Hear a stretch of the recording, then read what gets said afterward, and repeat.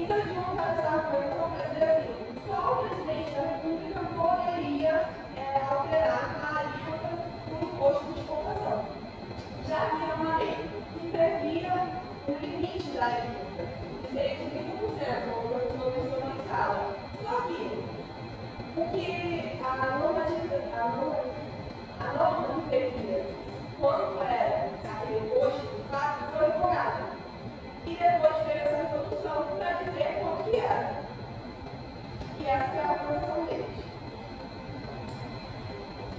O Tribunal de Justiça falou que não, isso não compete diretamente ao presidente da República, porque seria inviável do ponto de vista da extrafiscalidade o imposto de exportação e extrafiscal para a primeira diferente. Então, por isso, ele tem que estar dentro da necessidade do mercado para poder balizar todas as conjunturas econômicas e políticas até uma finalidade desejada pelo executivo e pelo sistema como um todo, pelo sistema tributário. E as outras razões a esse recurso foram realmente a mesma coisa, falando que não é competência privativa do presidente da República e que exigir essa competência seria demasiado exagerada, assim, por ser um pouco não tendo em vista o sistema de fiscalidade que esse ponto seria um ponto de exportação. O voto do relator foi voto vencedor, mas teve voto vencido. No caso do ministro do Fábio de Filho e do Marco Aurélio. Esses ministros eles alinharam a uma interpretação fechada, nós chamamos de cidade fechada ou cerrada, na realidade, para dizer que toda interpretação que diz sobre tributos deve ser interpretada restritivamente. Então, como a Constituição diz que compete facultado ao Poder Executivo, a gente deveria interpretar restritivamente para dizer que compete ao Presidente da República, já que o poder de tributar é um poder muito forte que pode fazer grandes prejuízos e por isso deve ser interpretado restritivamente. Mas o voto vencedor foi o relator, que foi o ministro Carlos Rocha. Ele vai dizer que o parágrafo 1º do artigo 253 atribui genericamente ao Poder Executivo essa competência. Assim, há a possibilidade de criação do corpo governamental para execuir, para que o Presidente da República seja executivo essa atividade. E ele vai dizer agora também que, daqui que o Presidente da República fosse fazer consultados e secretarias para alterar a lei do imposto, exigir uma extrafiscalidade do imposto que era o objetivo final, controlar aquele modelo das circunstâncias à exportação. Reconhece que o limite máximo da alíquota já estava previsto no decreto-lei, no caso do decreto-lei 1.508 de 77, e por isso não havia um respeito ao princípio da legalidade. Por isso que teve uma tese firmada para esse julgamento, que foi cumprida pela Assembleia de Justiça, que é compatível com a Constituição Federal, a norma infraconstitucional que atribui ao representante do Poder Executivo da União a faculdade de alterar as alíquotas do imposto de exportação.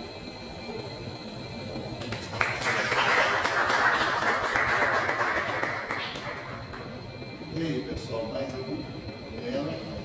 Muito bom, Nico. Essa é a grande discussão realmente jurisprudencial, que o imposto de exportação tem pouquíssima discussão jurisprudencial, porque ele é muito pouco cobrado, né, pessoal? Você vê que isso aí foi uma cobrança em relação a uma coisa de couro, né? Provavelmente tinha aqui alguma pegada ambiental, alguma coisa que justificou, né, a tributação nesse tipo de situação. Então, tem uma coisa importante, interessante para a gente falar, que é o seguinte: existe no direito tributário, vou esperar a Milena distribuir aqui, são questões? Muito bom, excelente, prazer de não ser questões. Obrigado, Milena. Muito bom mesmo. Existe uma situação que é o seguinte: tem problema que eu vejo com a linha aqui, enfim. Obrigado. Boa. Alice, você tem que fazer uma beleza. Você tem que comer.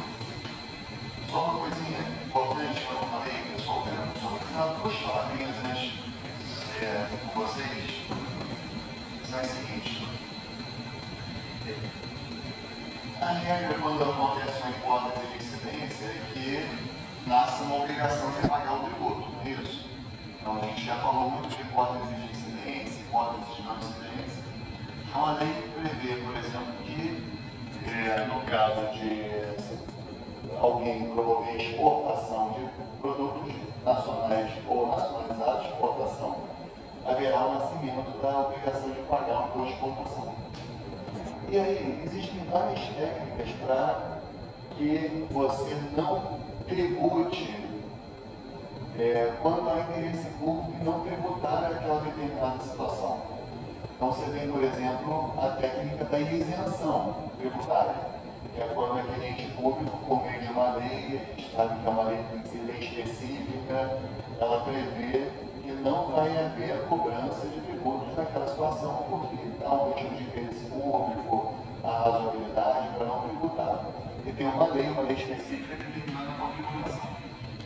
Mas tem uma outra técnica que não se confunde com a isenção, que é a técnica da alíquota zero.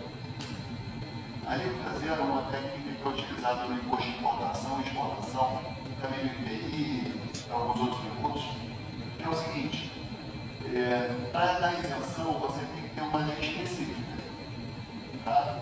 Agora, tem tributos como imposto de exportação, a lei que acabou de falar, né, que a lei prevê a alíquota normal de 15%, podendo ser reduzida ou aumentada até 150%,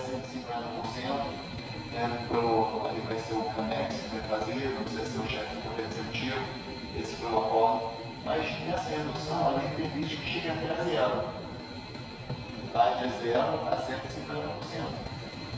Quando você estabelece a alíquota zero, quando você multiplica a base de cálculo pela alíquota zero, qualquer número multiplicado por zero dá zero, não é isso? Então acaba ficando um valor de zero para você pagar. Entendeu? Então a alíquota zero é uma técnica que existe para evitar a tributação em determinada situação, que em tese é cabível a tributação, sem necessidade de uma lei específica dando isenção. A alíquota zero ela gera muito mais velocidade e é cabível só nesses tributos em que a própria lei que instituiu o tributo admite a alíquota zero. Então, no caso do imposto de exportação, 99,9% dos produtos não são tributados, por mais que esse percentual não são tributados. Mas não são tributados não é porque existe uma isenção, mas porque o CANEX estabeleceu a alíquota zero. Então, quando você vai, quer dizer, a incidência tributária, beleza? Nasce a obrigação tributária. Mas quando você vai calcular o valor devido, você pega a base de cálculo, que aí pode ser ad valorem, né, ou específica e tal, mas o valor foi R$1 milhão que você exportou. Mas quando é esse 1 milhão vezes zero, vai dar zero. A alíquota zero, então, não se confunde com isenção. Por exemplo, para você revogar uma isenção, tem que ter uma lei. A alíquota zero você pode aumentar por ato do Poder Executivo. Beleza? Então, esse era um comentário que eu não fiz no ano passado, certo? Também tem imposto de importação. Beleza? A diferença de alíquota zero para isenção. Tá? E a outra coisa é o chamado lançamento tributário. Como é que funciona no direito brasileiro? Tá? Quando acontece aquela hipótese de incidência que está abstratamente prevista na norma, acontece na prática, a gente diz que aconteceu um fato gerador. É isso? Já aprendemos isso. Acontece o fato gerador. Com a ocorrência do fato gerador, há o nascimento da obrigação tributária. Há o nascimento da obrigação de pagar tributo. Alguém tem que pagar o tributo. Só que a gente vai ver, isso aí está mais em tributário 2, tá? Mas é conveniente saber. No direito brasileiro, não basta o nascimento da obrigação tributária para alguém ter que pagar o tributo. Tem que haver o que eles chamam de constituição do crédito tributário, que seria uma etapa posterior. Nasce a obrigação tributária e a existe um ato chamado lançamento tributário, que vai calcular direitinho quanto é que cada pessoa está devendo. Normalmente o lançamento tributário é que promove a constituição do crédito tributário. A gente diz que o lançamento tributário, que é um ato do poder executivo, da fazenda pública, tem uma natureza dúplice, porque ela vai declarar, é uma natureza declaratória, que vai declarar que nasceu uma obrigação tributária, com a prática do fato gerador. Tem natureza declaratória, que há uma obrigação tributária, declara a existência de uma obrigação tributária. E tem uma natureza constitutiva, porque aquele lançamento tributário ele vai constituir o crédito tributário. Só a partir daí que há a possibilidade de se cobrar aquele tributo. Tá? É uma coisa um pouquinho burocrática, mas é o que o CPN prevê. Então não basta o nascimento da obrigação tributária. Tem que haver a constituição do crédito tributário. Essa constituição do crédito tributário normalmente vai ser feita por lançamento tributário. Esse ato do Poder Executivo, da Fazenda Pública, de identificar quem é o sujeito passivo, do devedor, calcular o montante devido, certo?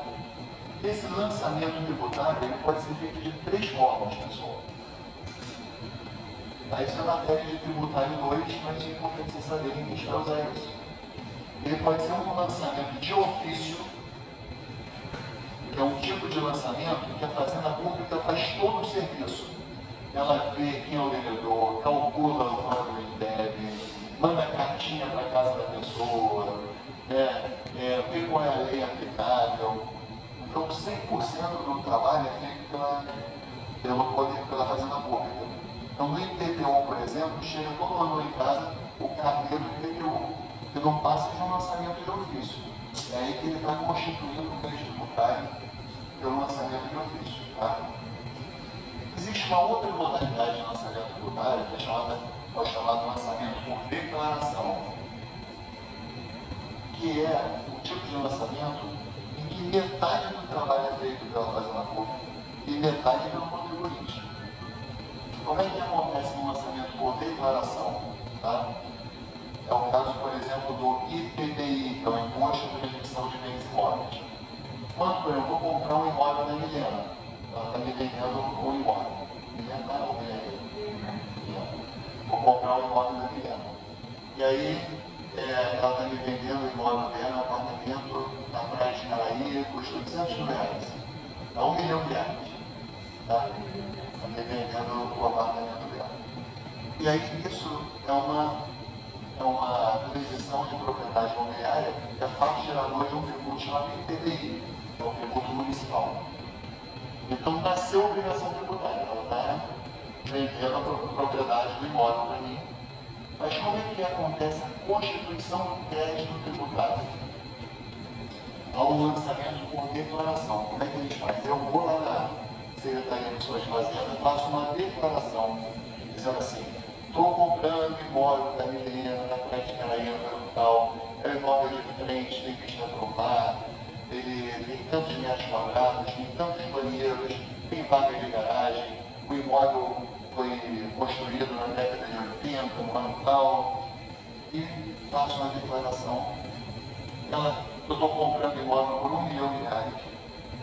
Aí a Fazenda Pública pega essa declaração, analisa essa declaração, e, a partir da análise dessa declaração, ela faz o lançamento por declaração. Ela emite a guia de pagamento, que pode ser ou concordando 100% com a declaração, beleza, R$1 milhão mesmo, 2% de R$1 milhão, sem fazer 20 mil aí de IPTU. Ou ela pode dizer assim: olha, a gente analisou esse imóvel, não vale R$1 milhão, pelo amor de Deus. Esse imóvel vale pelo menos 2 milhões. Então ela olha a declaração, não concorda e faz o lançamento, dá direito no que defender, fala: não, olha, vale R$1 milhão, porque está muito detonado, estava muito parado e tal. Aí foi tudo detonado por nada, o apartamento está horrível, a gente falava, né? E aí perdi, e aí teve o lançamento por declaração. Nesse lançamento, metade do trabalho é feito pelo contribuinte, que presta declarações, e metade do trabalho é feito pela fazenda, que analisa aquilo e a partir daquela análise faz o orçamento. É típico do IPBI e do ITB, que é o Imposto de Transmissão das Amortização. Beleza? Existe uma terceira modalidade de lançamento, que é o chamado lançamento por homologação. O que é o lançamento por homologação? É um tipo de lançamento que 100% do trabalho é feito pelo contribuinte. Como é que funciona? No lançamento por homologação. O contribuinte faz uma declaração, e isso é parecido com o lançamento por declaração. Ele faz uma declaração, mas ele não espera a Fazenda Pública analisar a declaração e emitir uma guia de pagamento. Ele faz a declaração e ele já vai pagando de acordo com a declaração que ele fez. Ele faz a declaração, antecipa o pagamento, e a Fazenda Pública tem 5 anos para analisar aquilo. Se disser, olha, está tudo certinho, está fazendo uma homologação expressa, mas se ficar 5 anos sem falar nada, a chamada homologação tácita. E aí aquela declaração e aquele pagamento estão valendo. Estão valendo normal. Tá? O imposto de importação e o imposto de exportação, existe uma certa dúvida se eles são por declaração ou por homologação. Tá? Eu vou explicar por quê. Metade da doutrina, ou a maior parte da doutrina, diz que é homologação, mas uma parte diz que é lançamento por declaração. Por que existe essa dúvida? Lembra como é que funciona? Tem o registro da declaração de importação ou da guia de exportação no Siscomex, né? E aí o sujeito registra aquilo no Siscomex. E aí, a partir daquilo, existe o programa automaticamente, ele vai gerar uma guia de pagamento. A partir daquilo, exatamente como acontece no imposto de renda também. Ele vai gerar uma guia de pagamento. E aí, nessa guia de pagamento, o contribuinte vai pagar, né? Vai pagar a partir da informação que ele prestou na declaração de importação. Beleza? Por que é um sustento? Que isso, na verdade, o próprio sistema ele vai considerar a declaração do registro de importação e com a base daqueles valores ele próprio vai gerar uma guia de pagamento, ou seja, é só uma facilidade para o contribuinte já ter o DARF, né, o documento de arrecadação de Receita Federal, de recursos gerais, daí ele vai preencher a guia, o próprio sistema vai fazer a guia e vai pagar. Então, teria 5 anos para fazer uma boca analisar depois se dá certo ou errado. Agora, tem gente que acha que não. Tem pessoa da Dilson, que é aquele que me ensinou a esqueminha, do licenciamento, do lançamento, ele diz que na opinião dele é um lançamento por declaração. Porque não é pelo fato de não existir um servidor público que analisa a declaração, mas pelo fato de existir um programa informatizado que analisa a declaração e emite a guia a partir da declaração prestada, é pelo fato de ter um servidor público que isso descaracterizaria o lançamento por declaração. Eu acho que quando é feita a guia da declaração no Siscomex, o programinha ele tem uma inteligência artificial lá, qualquer, que analisa aquele negócio e se é uma emissão de guia, é a partir de um algoritmo elaborado pela Fazenda Pública lá, que analisou de alguma forma aquela declaração. E aí eu poderia nem ter concordado com aqueles números, pode ter criado um número diferente, entendeu? É uma filigrana.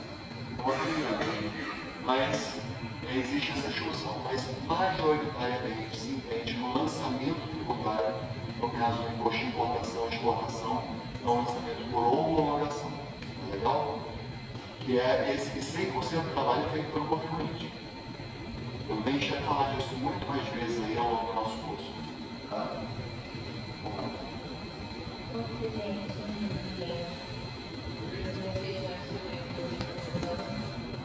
E eu tenho para vocês bem estar também impresso para que a gente se depois acabar. Mas não, parece que a gente vai acompanhar.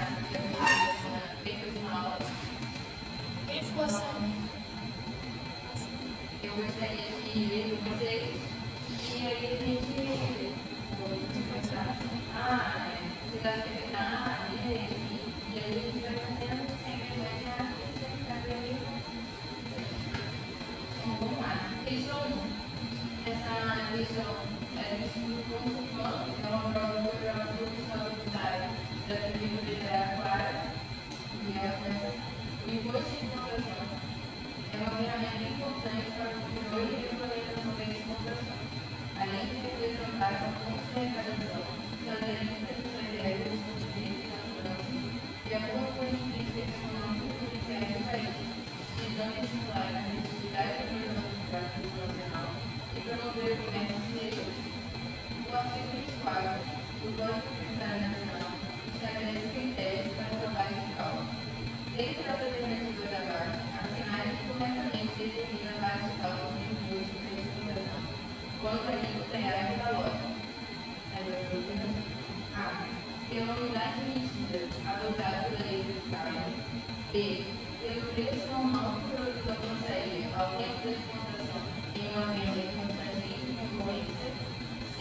Pela alíquota específica. D. Pela quantidade de produtos exportados.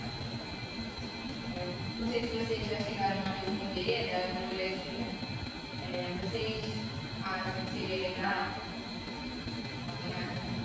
Letra B? A minha seria letra C? Ou D? Bom, a que vai correta é a letra B mesmo. Porque está na letra B exatamente escrito no artigo 24 do Código Tributário Nacional. E por que não seria outra alternativa? A letra A seria se a gente não estivesse falando sobre a alíquota específica, mas ela especifica que a é valor. Não teria como ser pela unidade de medida adotada pela lei tributária. A C, pela alíquota específica.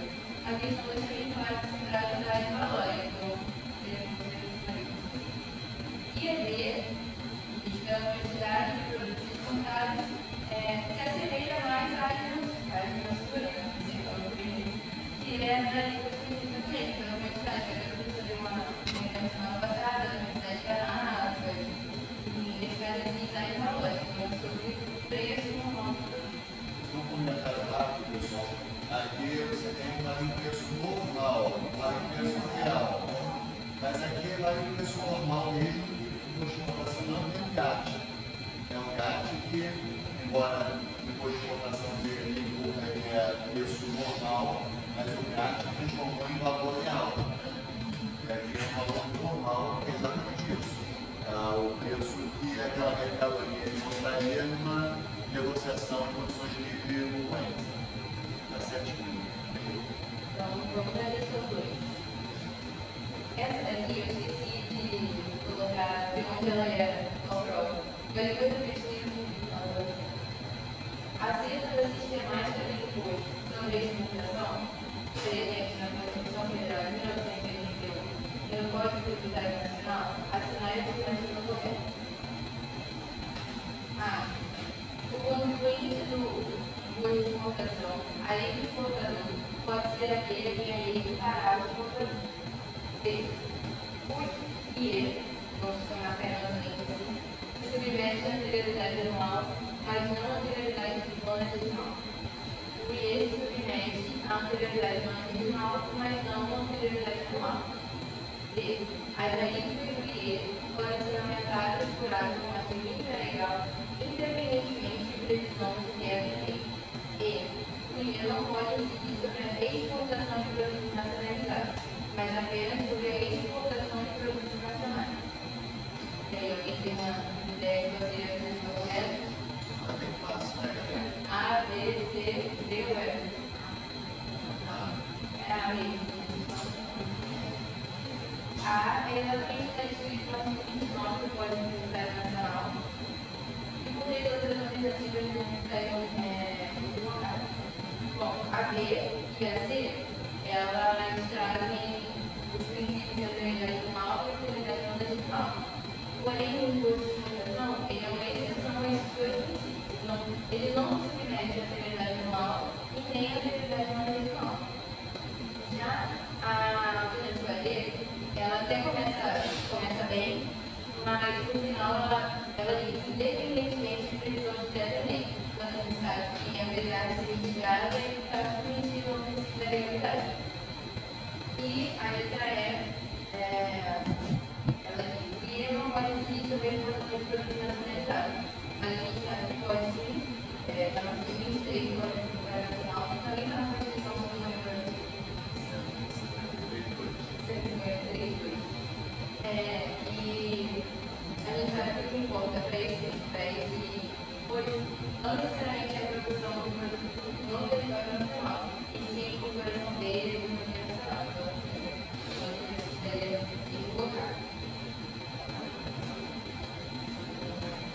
A gente agora terceiro, mas a partir do texto, essa questão de uma prova de história de mais rico e ela era visível no curso. De acordo com a lei número 5.172/66, que é o Código Tributário Nacional, a respeito do imposto de exportação, analise e trabalho. O imposto de competência da União sobre a exportação para o estrangeiro de produtos nacionais e nacionalizados tem como fato gerador a saída deste do território nacional. A lei pode adotar como base de cálculo a parcela do valor ou do preço excedente do valor base fixado de acordo com critérios devidamente pré-estabelecidos. O Poder Executivo pode, nas condições definidas e estabelecidas em lei, alterar as alíquotas ou as bases de cálculo do imposto a fim de ajustá-los aos objetivos da política mundial e do comércio exterior. 4. O contribuinte do imposto é o exportador ou aquele a ele é equiparado. Aí, no caso, vocês acham que todas essas alternativas elas são corretas, tem alguns dados que eu postei novamente, onde elas vocês acharam que pode ser equivocada. Então, eu vou botar ele, que é recomendo se vocês acham cada um. Oi? A primeira, vocês acham que é verdadeiro ou falso? Isso que o imposto de competência da União sobre a exportação para o estrangeiro de produtos nacionais e nacionalizados tem como facilitador a saída deste território nacional. Verdadeiro ou falso? Não é verdadeiro. 2. A lei pode adotar como base de cálculo a parcela do valor ou do preço excedente do valor básico fixado de acordo com os critérios dentro do limite pré-estabelecido. Verdadeiro ou falso?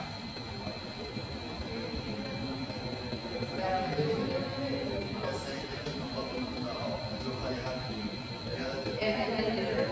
É que é o seguinte, é preço normal, não preço real. Quando a gente fala em preço normal, a gente pensa numa alta fiscal, que é aquilo que a fazenda tem para ter noção de quanto é o preço de cada coisa. E essa pauta fiscal não é necessário, não é suficiente colocar o valor daquele produto, mas tem que se projetar no lucro mínimo do exportador. Por isso ele fala assim, entendeu? A lei pode adotar como base de cálculo a parcela do valor ou do preço excedente do valor básico fixado de acordo com critérios e dentro dos limites por ela estabelecidos. Ou seja, tem um valor que é o básico daquela mercadoria, né? Mas ela pode, eventualmente, na hora de estabelecer a valor fiscal, essa não é o valor básico, mas é assim que eu leio. Mas em alguma parcela adicional corresponde ao lucro esperado pelo comprador. Não sei nem como é diferente esse dispositivo, mas é assim que eu sempre entendi ele. Né? Então, na pauta fiscal, é possível agora isso que exceder o valor básico, ele tem que ter critérios estabelecidos na lei. Isso está expresso em livros que você tem.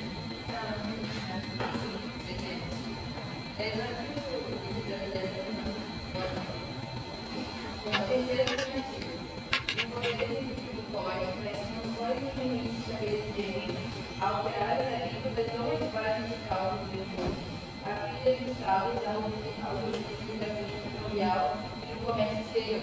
Verdadeiro ou falso?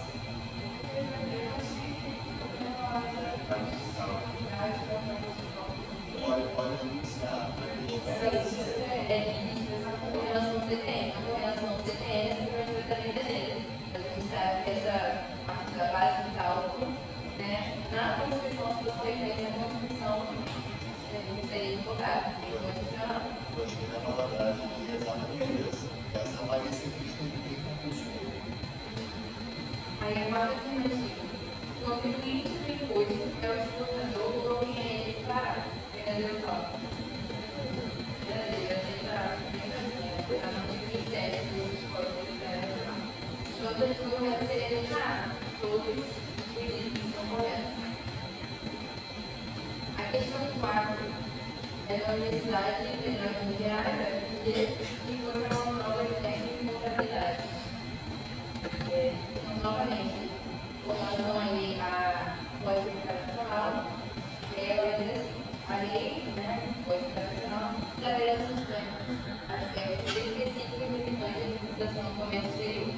Conforme a referida lei, é correto afirmar que a base de cálculo do imposto sobre importação ou a alíquota foi específica ao preço normal do produto, ou seu similar, ao que sair ao tempo de importação, em uma venda em condições de livre concorrência para a entrega do povo ou do carro de entrada do produto no país. Vamos ver se é verdadeiro ou falso essa.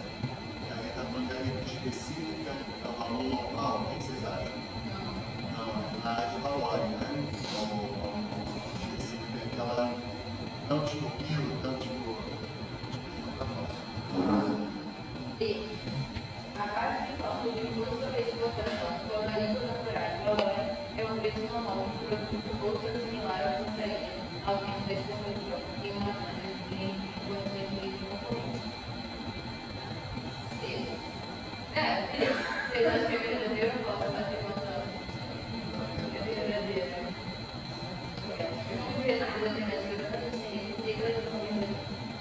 C. Apenas o importador ou a quem é ele declarar será considerado contribuinte sobre o imposto sobre importação. Essa alternativa fala sobre, na verdade, o imposto de importação. Ela foi o importador e quem é ele declarar. Inclusive, o enunciado nem especifica se ele é de exportação. Não, aqui o problema da questão é o seguinte, é que cada um tem de acordo com o que você tem o preço. Aí fala assim, apenas o importador pode ele parar será contribuinte. Só que você tem que escrever com a rematante. Lembra? A rematante de produtos atendidos, abandonados, não é apenas ela significa você tem que imprimir com a rematante. O problema é que eu quero lá na pena.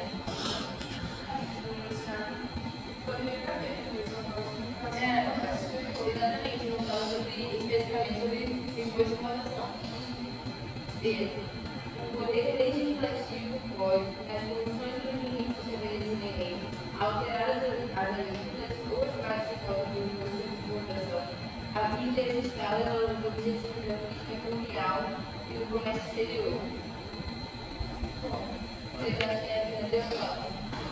Essa pergunta tem. Mas olha o poder. O poder legislativo, pessoal, pegadinha é essa, né? Com pegadinha você errar no O poder executivo pode, o poder legislativo não pode. Entendeu? A pegadinha. E quem é que faz isso com o poder executivo? É o PPS, né? Mas pode ser presente também? Pode, claro que ele pode apontar algumas atribuições, mesmo mais uma previsão, assim, normativa de uma competência exclusiva desse órgão, mas ele não é feito, quem faz é a frequência. Obrigada. Questão 5. Essa questão é uma prova fiscal tributária, é uma prova da competência. De acordo com o Código Tributário Nacional, com relação ao imposto sobre exportação, analise os seguintes parágrafos. Item 1. O imposto de competência do município sobre a exportação para o estrangeiro de produtos nacionais e nacionalizados tem como prazo vereador a saída deste do território nacional. Essa afirmação está correta? Não é o imposto de competência município, por conferência da União. Tudo são pegadinhas, né? Ele é rápido assim, né? Dois, o Poder Executivo pode, nas condições do Ministério Independente, alterar a alíquota do regulamento básico do imposto a fim de registrá-la no objetivo da política mundial e do comércio exterior, estimativa brasileira. A gente já viu, né? Você tem a questão não ter a letra correta seria C, somente 32 está correto. E agora a última questão, eu só consegui trazer 6, porque como a gente vai ver, tem a bem repetitiva, né? A gente fez sempre pelas desde programáticos. Pode ser, a gente pode até estabelecer como parâmetro específico, ou seja, questões da ótima. Essa questão, eu estava procurando uma questão da OAB RJ, mas eu não achei uma segunda importação, então eu trouxe uma questão da OAB de São Paulo, agora que é a urgência. Sobre os impostos de importação e exportação, é correto afirmar que a. Podem ser instituídos ou aumentados no mesmo exercício financeiro em que foi publicada a lei que instituiu o momento da finança verdadeira ou falsa. Verdadeira. Tem muitas vezes. As empresas ou publicação falsa. B. Só podem ser aumentados ou excluídos por constitucional na anterioridade do exercício financeiro seguinte à publicação da lei que aumentou os dois impostos. Eles são exceções desses princípios. Essa alternativa estaria incorreta. C. Só podem ser aumentados ou excluídos no prazo de 90 dias com base na data da lei que os aumentou seria verdadeiro se eles submetessem esse princípio. A gente também não submete. D.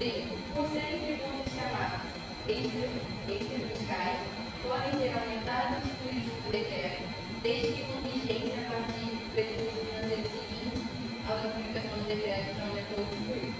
Mesma coisa, os impostos mencionados podem ser aumentados por exercício sim, mas não podem ser excluídos por decreto. Além disso, não se metem a prioridade de exercício.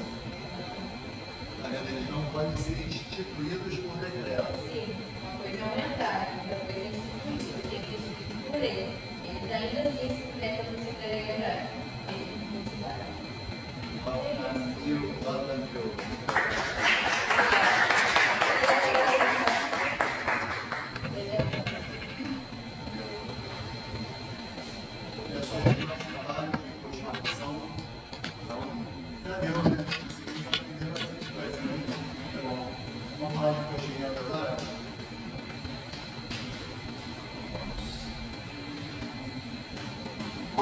Aspectos constitucionais.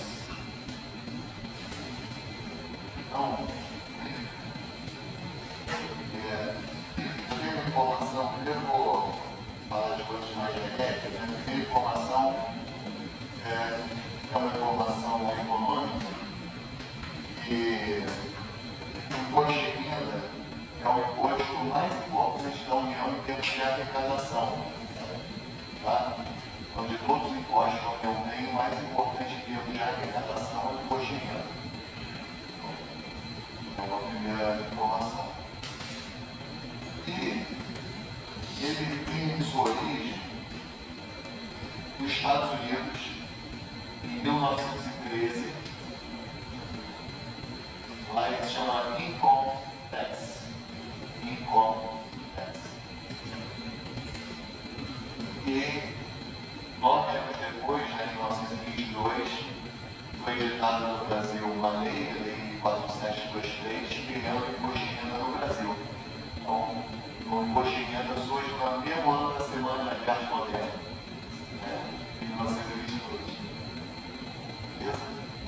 Então, só curiosidade histórica, o imposto nasceu desde 1922, ele está aí, completou 100 anos aí, em 2 anos. E, bom, o CVM foi e ratificou a presença desse imposto no nosso ordenamento e prevê o imposto nosso ordenamento. Tá? Classificação do imposto de renda. Vocês acham que ele é fiscal ou extra-fiscal? Fiscal. Ele preponderantemente almeja arrecadar. É um imposto pessoal ou real? Pessoal. Talvez o único imposto indiscutivelmente pessoal do Brasil é o imposto de renda. Porque tem todo um olhar para a capacidade contributiva subjetiva também. É uma preocupação maior. É um imposto direto ou indireto? Direto. Direto, por quê? Vou dar a primeira explicação mais simples de todas. Porque só tem 3 impostos indiretos no Brasil. O IPI, que é federal, o ICMS, que é estadual, e o ISS, quando destacado na norma fiscal ali, é municipal. Só esses 3, todos os outros são diretos. Essa é a informação método mnemônico, tá? Mas agora vamos lá para a informação certa.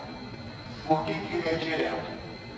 Porque ou ele não comporta a repercussão do seu ônus econômico financeiro, ou seja, quando eu vou pagar minha imposto de renda agora, eu não tenho como jogar a conta para ninguém, pessoal.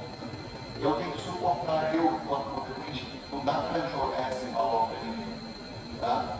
Não dá para repercutir, não dá para transferir o ônus do tributo. Então ele ou não admite a repercussão do seu ônus econômico financeiro, ou eventual repercussão é juridicamente irrelevante. Beleza? Vamos supor uma pessoa jurídica, sei lá, Ambev, produz bebidas, não é isso? Cerveja. Aí ela paga imposto de renda.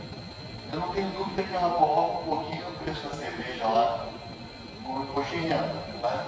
Lança um produto ali um pouco repercute. Mas essa repercussão tem relevância jurídica? Não. O que é a relevância jurídica para efeito de tributo direto? Ou dá direito a acreditamento, aquele sistemático lá que a gente já colocou, ou então atrai a incidência do artigo 166 do CPM, que é aquele que diz que para você pedir a devolução de tributos indiretos, é necessário que você comprove que não repercutiu ou está autorizado pelo quem assumiu o ônus, que é o contribuinte de fato, a buscar essa instituição. Beleza? Então, imposto de renda é imposto direto. Tá? Ele é proporcional, progressivo ou seletivo? Progressivo ou seletivo? A gente vai ver que a Constituição obriga que ele seja progressivo. Ou seja, quanto maior a base de cálculo, maior a alíquota. Deixa eu estudar isso hoje com mais profundidade. O imposto de renda é progressivo, necessariamente. Tá legal? A Constituição determina. Sobre quanto maior a renda da pessoa, maior a alíquota. E em relação ao fato gerador, ele é instantâneo, complexivo ou misto. Ele é complexivo. Né? Ou seja, você pega todo um período de tempo, é complexivo ou periódico, tá? São sinônimos. Todo um período de tempo e analisa todos os fatos migratórios ocorridos naquele período para depois chegar a um fato migratório, né? No período todo. Ele é complexivo. Ele é federal, estadual, municipal, distrital. Federal. Federal. Bom, a previsão constitucional do imposto de renda está no artigo 153, inciso 3 da Constituição, e depois no parágrafo 2º. Tem também nas evangelhas mais na frente, a gente vai estar fazendo. Hoje a aula sobre os aspectos constitucionais, né, do imposto. Então vamos lá. Compete à União instituir impostos sobre 3. Renda e proventos de qualquer natureza. Renda e proventos de qualquer natureza. O que significa renda e o que significa proventos de qualquer natureza? A resposta vai estar no CPM, tá? Mas eu já vou explicar para vocês. O que é renda, gente? Renda são acréscimos patrimoniais que decorrem do trabalho de alguém ou da exploração do capital desta pessoa. Do trabalho da exploração do capital ou da combinação dos dois, de ambos. Então, acréscimo patrimonial que decorre do trabalho, da exploração do capital dessa pessoa ou da combinação de trabalho com exploração do capital. Vou explicar isso, vocês vão entender perfeitamente. Tá? Renda está relacionada ao acréscimo patrimonial. Tá? Renda é um acréscimo de patrimônio relacionado a trabalho, exploração do capital ou ambos. Então, antes de esmiuçar isso, tem um conceito aqui interessante, que é de um jurista espanhol chamado Pérez Ayala. Vocês não precisam nem anotar se quiserem. Pérez Ayala. Ayala é com Y. Ayala. O que ele fala? Ele fala assim, uma coisa é renda, né? Outra coisa é o patrimônio. Patrimônio, o Verdito tinha aqui a expressão que ele usa. Assim.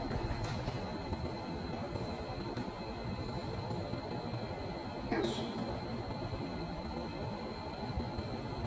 O conceito diz assim, o conceito de renda é diferente do conceito de patrimônio. Enquanto o patrimônio é a riqueza da pessoa, ele usa essa figura de linguagem que é muito legal. Enquanto o patrimônio é a riqueza da pessoa em linguagem fotográfica, a renda é a riqueza da pessoa em linguagem cinematográfica. Entendeu? O patrimônio é uma foto, é a riqueza analisada do ponto de vista estático. Então, por exemplo, os impostos sobre o patrimônio, IPTU, ITR e TVA, vão ver o valor que ele tem em um determinado momento. Pum! Dia 1º de janeiro. Quanto é que vale aquele imóvel, quanto é que vale aquele terreno, quanto é que vale aquele veículo automotor. Já a renda, ela é a análise da riqueza em linguagem cinematográfica, porque ela precisa ver qual foi a evolução patrimonial num determinado período. Por isso que o imposto de renda sempre tem uma data de início e uma data de fim, para você analisar se houve acréscimo de patrimônio. É riqueza em movimento, em linguagem cinematográfica, entendeu? Essa é a visão dele. Então, por exemplo, se você tem um patrimônio de R$1 milhão e você teve no dia 1º de janeiro de 2023, no dia 31 de dezembro de 2023, você tinha um patrimônio de R$1.100.000, você teve um acréscimo patrimonial. Beleza? Teve um acréscimo, então essa foi a tua renda. A visão do Pérez Ayala, né? Se, por exemplo, você tinha R$1 milhão em 1º de janeiro de 2023, no dia 31 de dezembro de 2023, você passou a ter R$900.000, você teve um decréscimo patrimonial. Você não teve renda, você teve prejuízo. Você teve um empobrecimento. Você não teve aumento de riqueza, você teve uma redução. Então, a rigor, não haveria incidência de imposto de renda. Em tese, a gente vai ver que as regras são mais complicadas do que parece. Tá?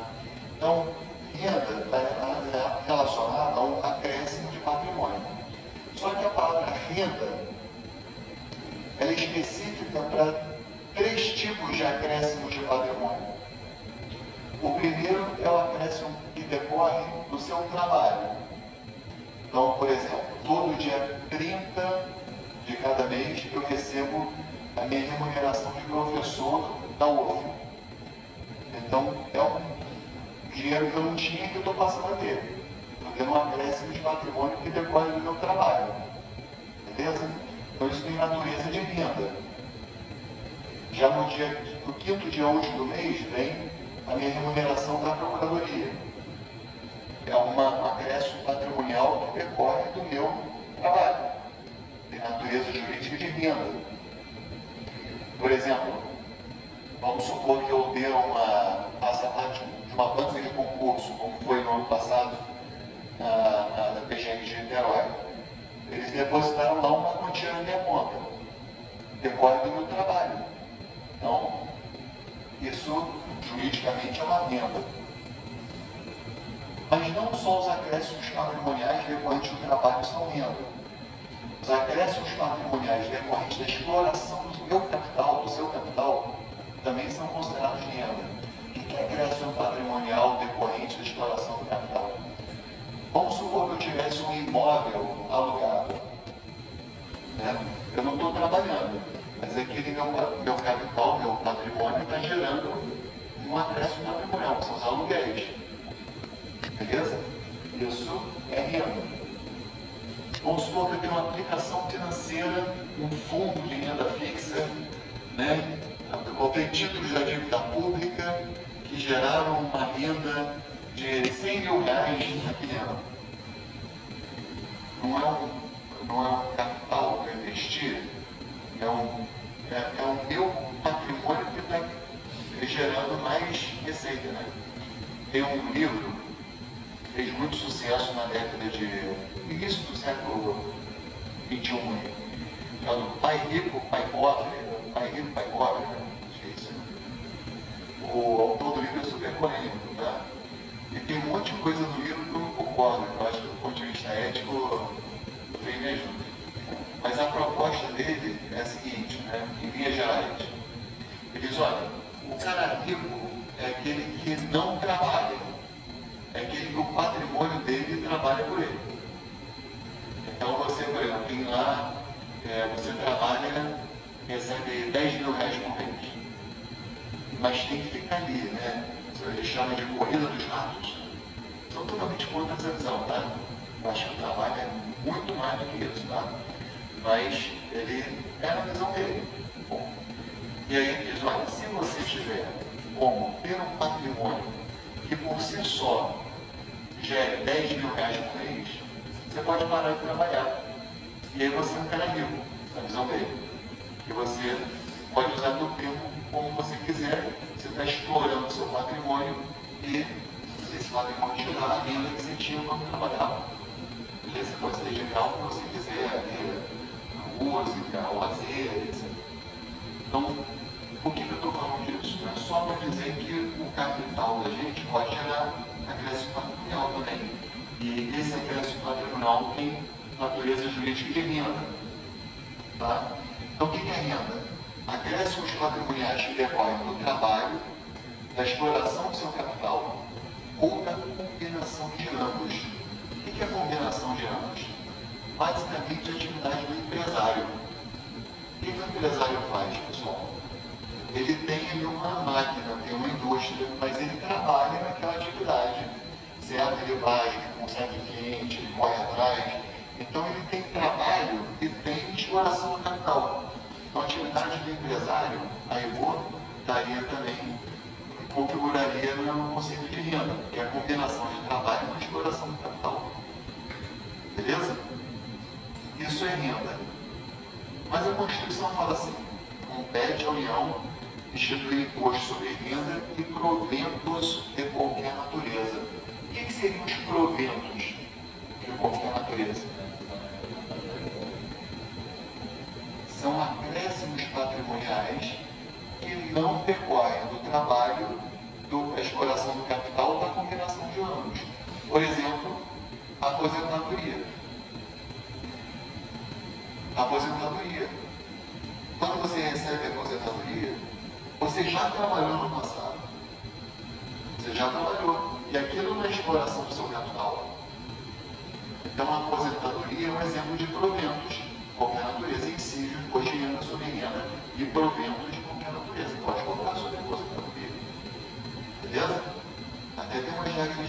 não, para quem tem doenças graves, mas ou pode cobrar imposto sobre a aposentadoria. Outro tipo de proventos de qualquer natureza. Tem lá o Big Brother, né? Brasil. Quem ganha o Big Brother ganha um prêmio, ganha. Não sei quanto é que é atualmente. Como se fosse de R$1 milhão. Ele está recebendo R$1 milhão como um prêmio. Ele está recebendo pelo trabalho dele? Não. Da exploração do capital? Não. Esses prêmios têm natureza de proventos e se de imposto de renda. Beleza? Tem natureza de proventos de qualquer natureza. São acréscimos patrimoniais que não decorrem nem do trabalho, nem da exploração do capital. Mega Sena é a mesma coisa. Ganhou na Mega Sena. Paga imposto de renda. É um prêmio. Beleza? Legal. Big Brother, eu gosto de usar esse exemplo porque é uma situação que não tem trabalho de nenhum, né? A única coisa que eles não fazem é trabalho lá. Né? Tem outro que não está fazenda, né? Fazenda. Aí esse até, né? Sei, né? O aluno poderia falar, né? Mas os caras não lá, tiram o leite da vaca.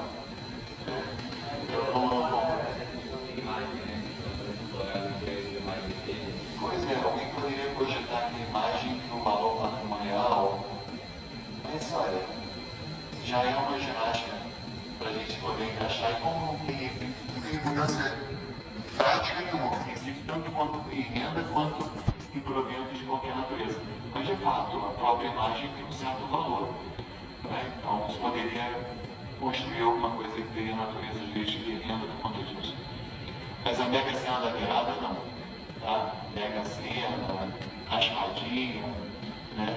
Antigamente tinha raspadinha. Tudo bem? Vocês sabem que é raspadinha? E eu falo. Hã? Não tem mais não, né? Mas estou querendo voltar com a raspadinha. Tem uma lenda urbana lá da minha família que a tia da minha esposa tirou o carro da raspadinha, mas acabou assim que ele jogando fora o vídeo. Confundiu.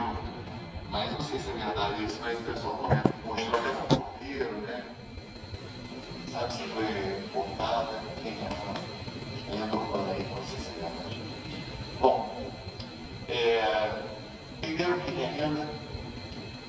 Olha, renda, gente, então é acréscimo patrimonial, beleza? Acréscimo patrimonial. Por exemplo, Nanias tem um carro, paga o IPVA dele direitinho, todo ano. É um carro que vale, sei lá, R$70 mil.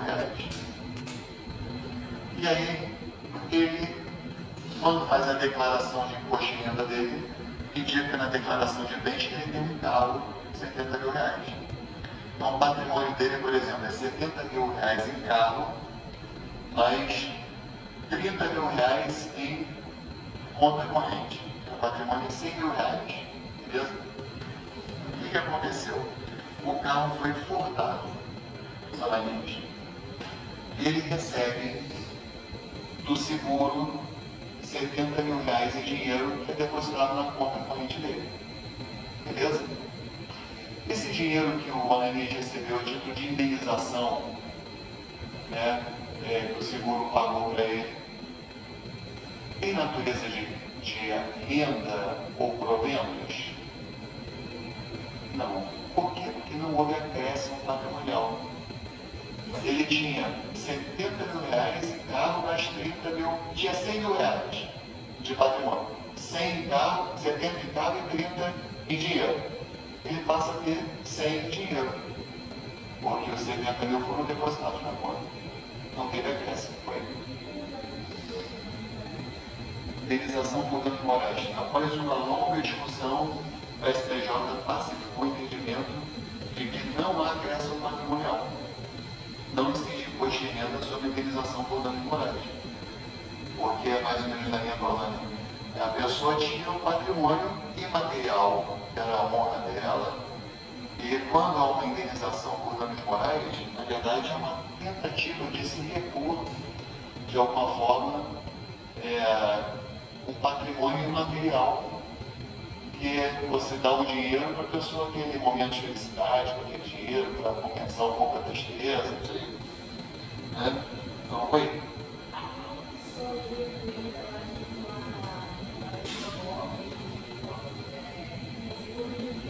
Seguro de vida também é considerado, seguro de vida também não é considerado renda.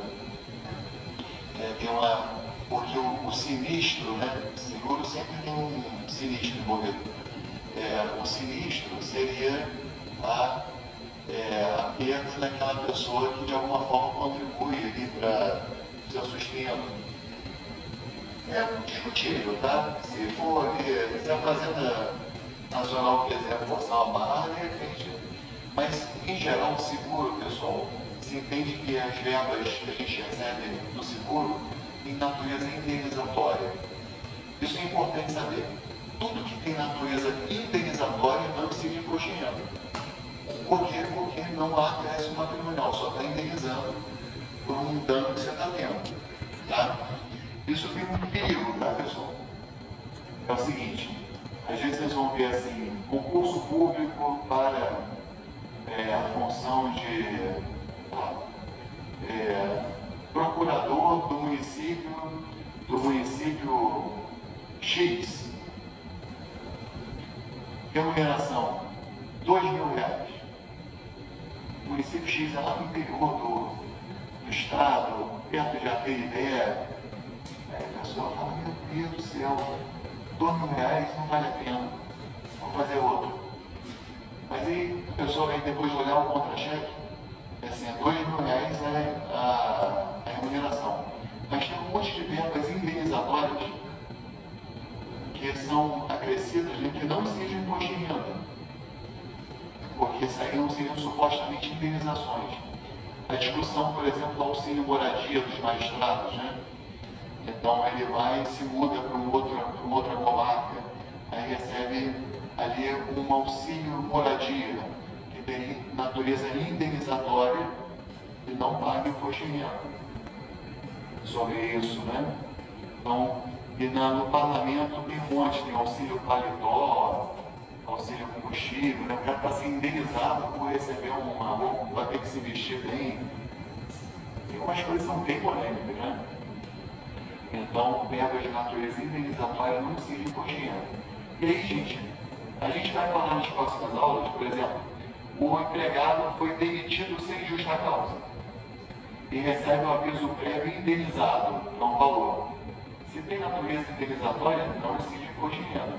Agora, o saldo de salário, ele não recebeu, ficou ali recebendo os 20 dias, com a natureza remuneratória. Aí é um acréscimo que decorre do trabalho dele, e seja renda. Tá? A discussão do imposto de renda é essa, o que incide e o que não incide. Então, o que tem natureza indenizatória não incide. Fala aí, irmão. Investimentos, por exemplo, você vai e faz um investimento no banco, Então, o que acontece? O fundo imobiliário, tá?